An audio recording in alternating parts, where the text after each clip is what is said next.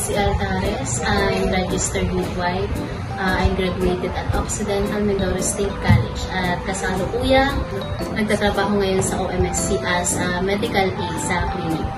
So, my daily routine is papasok, magta-time in. So, kailangan hindi late. Tapos, in case na may pasyente ka agad, check muna ang vital signs ng patient. Tinatanong ko anong nararamdaman. Then, magbibigay ng gamot na kailangan. Tapos, kapag okay na, pinapahinga dito for 15 minutes. Then, kapag okay, pinapabalik sa room. Kapag hindi, pinapauwi. So, kinabukasan ng medical certificate. Ano po mga pangalari pang dito sa school? Yung sa school na professional? Okay, tungkulin ko talaga ito is mag-check up kapag may pasyente. Tapos, yun, bibigay ng gamot kapag kailangan. Pero, nagkakano muna ako sa nurse. Assisted as a nurse, kailangan. Nag-dispense ako ng gamot, pero kailangan may ni nurse or doctor. I-refer kapag kailangan, kapag madala. Nag-release din ng sugat, tapos nag-wound dressing yun. Kasama na yun. So, nag-invent din ng mga gamot, nag-check ng mga gamot, expiration ng gamot, yun, physical examination. Next. So, paano niyo po i-make sure yung safety ng students po? Okay. Sa students naman, so more on advice tayo. Then, may mga health advisory na nilalagay ako sa mga bulletin board. Tapos, sinasabi din pag pumunta sila. Patulad na lang ng mga kapag mainit. Diba, kailangan natin more water, ganyan. Kapag nagsugat, hugasan agad. Mga ganong advice lang naman ang kailangan nila. So, kapag malala, magpa-check up, gano'n.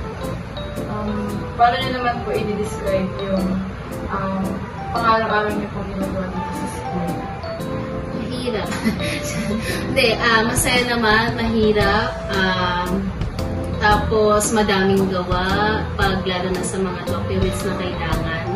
Kasi more on documents tayo, di ba? Tapos, yung mga kailangan na ang mga pasyente kasi, lahat ng estudyante, kailangan, ang health record nila, kailangan updated. May logbook, tapos i-update mo pa, tapos may mga liquidation sa gamot, gano'n.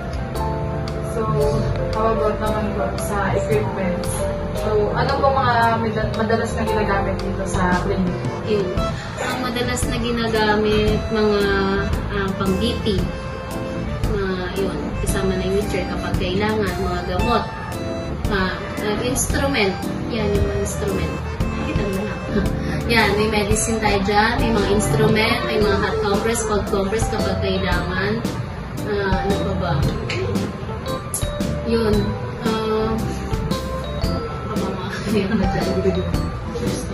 Mga pang first aid. Yun. So, last na question po. So, may mga events po ba kayo or program na ini-implement for the safety of the students? Anong March?